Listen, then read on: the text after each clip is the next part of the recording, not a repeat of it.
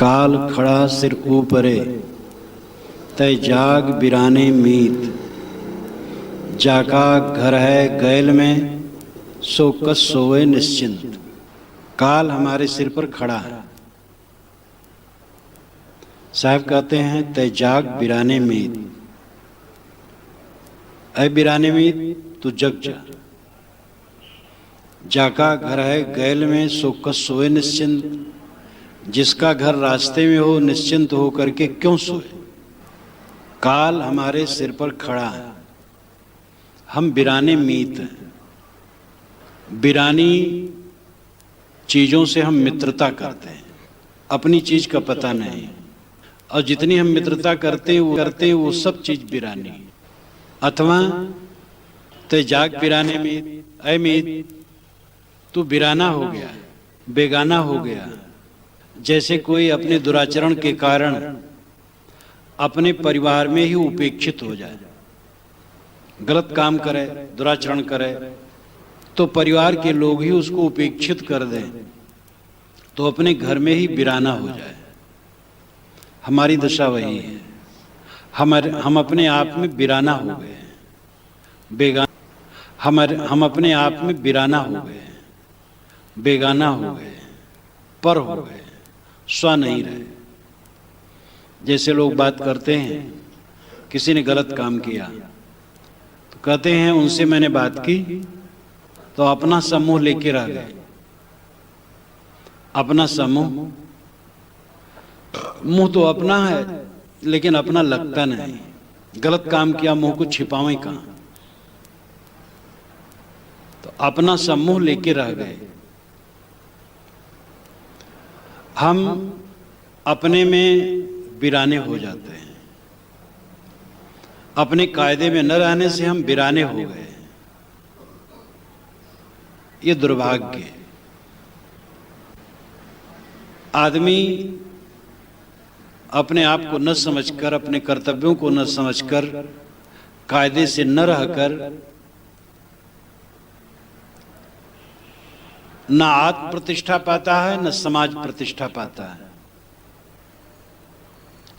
गलत आचरण जो हम करते हैं तो हमें आत्म प्रतिष्ठा नहीं मिलती, यानी अपनी आत्मा में संतोष नहीं मिलता, और समाज प्रतिष्ठा भी जाती है। गलत आचरण करने वाले को समाज के लोग भी अच्छा नहीं मानते। अब ये बात दूसरी है कि एकदम संत हृदय, साधु हृदय, सज्जन लोगों को भी कुछ लोग गलत मानते हैं, लेकिन सत्ता गलत नहीं मानते। जो शुभाचार से चलता है उसको आत्म प्रतिष्ठा मिलती है और समाज प्रतिष्ठा भी मिलती है। समाज प्रतिष्ठा तो ऊपर ऊपर है। जैसे कोई बहुत श्रृंगार कर ले तो श्रृंगार से कोई फायदा नहीं होता, लेकिन भोजन पानी मिले, खाए पिए ठीक से रहे, तो इससे आत्मसंतोष मिलता है। बाहर से कोई प्रतिष्ठा करे न करे उसका महत्व नहीं। अंदर से हमारी प्रतिष्ठा हो, आत्म प्रतिष्ठा हो, आत्मसंतोष हो, आत्म तृप्ति हो, ये जीवन की सफलता है। हम बिराने मीत हो गए। बिराने मीत को हम दो प्रकार से समझें। बिरानी वस्तुओं से हमने मित्रता कर ली, इसलिए हम बिराने मीत हो गए। बिरानी है माया। माया है जो कुछ दिखाई सुनाई दे उसी में हम भूल गए। अथवा जाग बिराने मीत, अमीत जग तू बिराना हो गया, अपने आप में ही स्वयं बिराना हो गया, अपने आप को न समझ करके स्वयं दुखी हो गया। काल खड़ा सिर ऊपरे, काल सबके सिर पर खड़ा है, लेकिन हम बदमाश। एक सज्जन अभी कुछ दिन के पूर्व कह रहे थे, काफी उनको पैसा मिलने वाला है, इतने ट्रक खरीदेंगे, इतना व्यापार करेंगे। अभी अभी सुना वो मर गए। अचानक यहां से जाना होता है अब इसका मतलब नहीं व्यापार न करे, काम न करे। जब तक जियो तब तक सियो, जब तक जीना है करना तो पड़ेगा। लेकिन हमारे मन की हवस,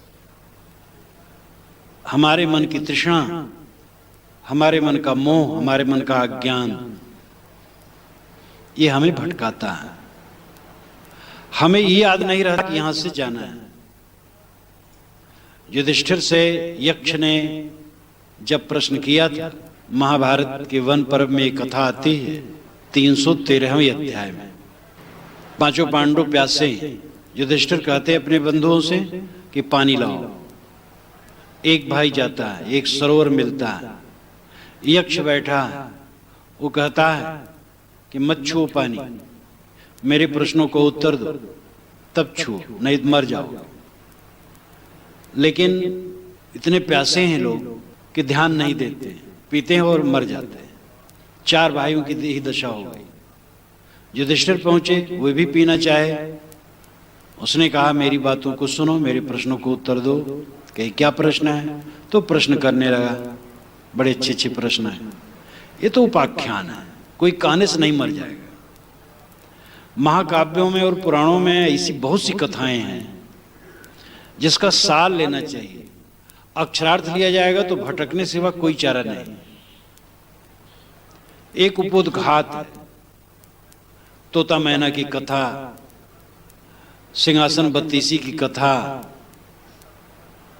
और जातक कथाओं में एक समय में ब्रह्मदत्त काशी में निवास करता था, तो हर समय ब्रह्मदत्त काशी में निवास, हर खत्म बार करीब करीब। भदंतान कौशल्यायन बातचीत करते हुए हमसे कहने लगे विनोद में कि लंका में जब था तो एक छात्र जब खड़ा हुआ कॉलेज में, तो कहा कि ब्रह्मदत्त एक बार काशी में रहते थे। मैं वैसी कथा नहीं कह रहा हूं, मतलब वो काल्पनिक है। तो कथाएं प्राय काल्पनिक हुआ करती, लेकिन उनका सार बड़ा महत्वपूर्ण होता है। इतिहास और कथा में ही फर्क है। इतिहास करीब करीब निर्जीव हुआ करता है और उसमें सब सारी बातें रहती हैं। कथाओं में भी गड़बड़ियां हैं, लेकिन अच्छी कथाएं वो बड़ी सजीव हैं, उसमें कुछ उपदेश होता है। कई बार मैं आप लोगों के सामने इसको कहा। उर्वशी अप्सरा के पास इंद्र गया थाली में हीरे भर करके और कहा इसको लो और मुझे स्वीकारो। उसने कहा कि मैं नहीं स्वीकारती। वो लौट गया। दूसरे दिन सोने के सिक्के भर के लाया, कहा मुझे स्वीकारो। उर्वशी ने नहीं स्वीकारा। तीसरे दिन चांदी के सिक्के भर के लाया इंद्र। उर्वशी ने कहा कि हमारी कीमत बढ़नी चाहिए, तुम कीमत घटाते जाते हो। इंद्र ने कहा जो परसों तुम्हारी जवानी थी कल नहीं रह गई, और कल जो तुम्हारी जवानी थी आज नहीं रह गई। तुम रोज तो बूढ़ी हो रही हो, तो कीमत घटेगी। अब कथा भी काल्पनिक है, लेकिन कितनी चोटदार बात है। हर क्षण आदमी बूढ़ा होता है। इसलिए इंग्लिश वाले जो लिखते हैं बड़ा बढ़िया लिखते हैं। 3 बरस का बच्चा है तो 3 बरस का उसको ओल्ड लिखते हैं। 10 बरस का है, 20 बरस का, उतने बरस का ओल्ड लिखते हैं, उतने दिन का बूढ़ा। ये अच्छा है। तो यक्ष ने पूछा सबसे बड़ा आश्चर्य क्या है? युधिष्ठिर ने कहा अहन्यहनि भूतानि गच्छन्ति हि यमालयम शेषाः स्थावर मिच्छन्ति किमाश्चर्यमतः परम। अहन्यहनि नाम रोज रोज, अहन्यहनि भूतानि, भूतानि प्राणी, गच्छन्ति जाते हैं यमालयम, यमपुरी में मौत के द्वार पर। अहन्यहनि भूतानि गच्छन्ति यमालयम शेषाः जो बचे हुए हैं अस्थावर मिच्छन्ति उनकी यही इच्छा है कि हम यहीं रहें। किम आश्चर्यमतः परम, इससे बड़ा आश्चर्य क्या होगा? हम अपने स्वजनों को, परिजनों को देखते हैं, संदेश आते हैं, तार आते हैं, पत्र आता है, और हम उनके दाह कर्म में जाते हैं, 10 गात्र में जाते हैं। रात दिन ये बाजार गर्म है, लेकिन हमें होश नहीं। धधक रही मरघट की ज्वाला, एक कवि ने लिखा है। और इस ज्वाला से कोई नहीं बचा। बड़े बड़े कहलाने वाले, छोटे छोटे कहलाने वाले, धधक रही मरघट की ज्वाला। मरघट की ज्वाला हर समय धधकती, लेकिन हम बदहवास हैं। काल खड़ा सिर ऊपरे, तय जाग बिराने मीत।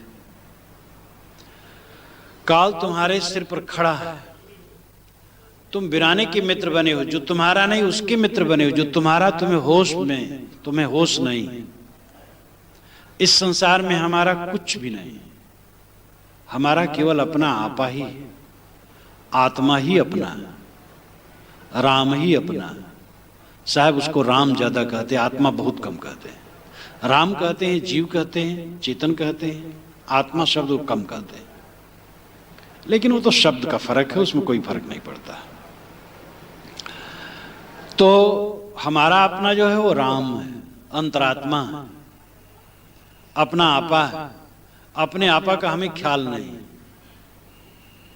और बिराने के मीत हम बने। जाका घर है गैल में सो कस सोए निश्चिंत। जिसका घर ही मौत के रास्ते में, निश्चिंत कैसे सोता है? हम लोगों का घर मौत के रास्ते में, मौत आती जाती हरदम, और हमें आहट नहीं मिलती। साहब ने कहा है, सांस नगारा कूच का बाजत है दिन रैन। ये जो नाक, मुंह पे ऊपर ही नाक है और नाक की धौकनी चलती है, सांस कूच का नगारा है। साहब कहते कूच का नगारा तेरे नाक पर बजती है और तू सुनता नहीं। हम लोग भी देखते सुनते हैं, लेकिन वो अनुभव नहीं होता है। कुछ संवेदनशील पुरुष होते हैं जिनको अनुभव होता है। रोगी, बूढ़ा और मृतक क्या गौतम बुद्ध ही देखे थे? सब नहीं देखते। दुनिया तो सबके सामने है, लेकिन दुनिया को कितने लोग पढ़ पाते हैं? बहुत कम लोग पढ़ पाते हैं। रात दिन जो हम दयनीय दशा संसार की देखते हैं, उसे शिक्षा कहां लेते हैं? तो जाका घर है गैल में सो कस सोए निश्चिंत। मौत के रास्ते में जिसका घर है वो निश्चिंत होकर के कैसे सो रहा है? निश्चिंत होकर न सोए, सावधान हो। ये समय मिला है, बड़ा दुर्लभ समय है। एक एक क्षण हमें मोह को जीर्ण करने में लगाना चाहिए, आसक्ति को जीर्ण करने में लगाना चाहिए। हमारे कसाय, हमारे विकार, हमारा मोह जितना घटेगा उतना हम परम तत्व में स्थित होंगे, उतना हम सत्य में स्थित होंगे। और जितना हमारे मन में मोह का पर्दा होगा उतना हम उससे दूर होंगे। मत नाना, विचार सरणियां बहुत है, लेकिन सब में सार यही है कि मन का मोह मिटे, मन की आसक्ति मिटे। मन की आसक्ति मिटने पर ही आत्म साक्षात्कार होगा या परमात्मा का मिलन होगा। भाषा दो है, आत्म साक्षात्कार और परमात्मा की प्राप्ति।